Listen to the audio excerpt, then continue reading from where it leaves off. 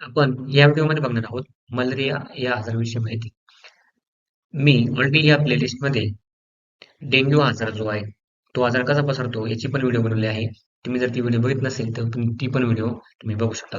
चला मग आजच्या व्हिडिओमध्ये बघूयात मलेरिया या आजाराविषयी माहिती. बघा, मलेरिया जो आजार आहे त्याचे प्रमुख कारण काय?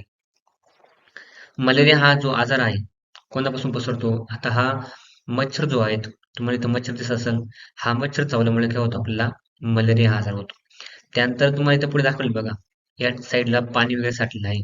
जर पावसाचं पाणी खराब पाणी जर हे टायर वगैरे असेल, त्यानंतर टाकी वगैरे असेल, अशा भागामध्ये जर साठलं कोणत्यापासून हा मच्छर तयार होतो. या मच्छरचं नाव कोणतं आहे? अॅनोफिलस मॉस्किटो आहे. ठीक आहे. आता डेंग्यूचा जो होता तो कोणता होता? इडिस इजिप्ती होता आणि हा कोणता आहे? अॅनोफिलस मॉस्किटो आहे. मग त्याचे सिम्पटम्स म्हणजे काय? लक्षण काय? आता पूर्णपणे जर आपला हा डास जर चावला, पूर्णपणे मच्छर चावला अॅनोफिलस मॉस्किटो, तर तुम्हाला जास्तीत जास्त ताप येऊ शकतो. म्हणजे खूप जास्त ताप येतो. हाय फेवर म्हणजे ताप येते. हेडॅक म्हणजे काय? डोकेदुखी प्रचंड होते. त्यानंतर कधी-कधी थंडी वाटते आणि कोणतं स्वेटिंग सुद्धा येते, घाम सुद्धा. म्हणजे थंडी वाजणं, घाम येणं, त्यानंतर डोके दुखणं पूर्णपणे, हाय फेवर म्हणजे काय? खूप जास्त ताप येणं.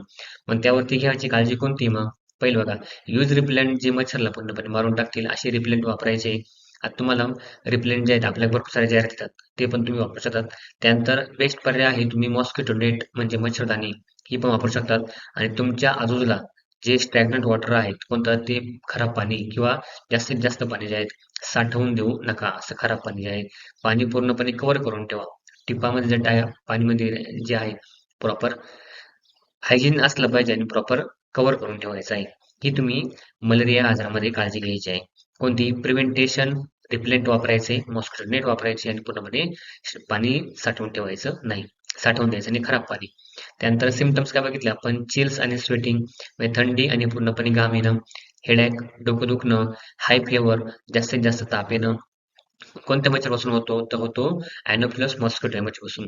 काय कारण आहे अजून? डर्टी वॉटर, खराब पाणी पूर्णपणे साठल्यामुळे हा मच्छर जो आहे अॅनोफिलस मॉस्किटो हा चावल्यामुळे आपला मलेरिया हा आजार होतो. तुम्ही जर अजून चॅनल सबस्क्राईब केलं नसेल, चॅनल सबस्क्राईब करा. अजून तुमच्यासाठी घेऊन येते मी वेगवेगळ्या आजारावरचे सिम्पटम्स, कॉजेस आणि कोणतं प्रिव्हेंटेशन याचे व्हिडिओ. तर त्या व्हिडिओ बघण्यासाठी तुम्ही चॅनल नक्की सबस्क्राईब कराल. आता व्हिडिओला लाईक करा आणि हा व्हिडिओ मला कसा वाटला ते पण मला कमेंटमध्ये नक्की सांगा.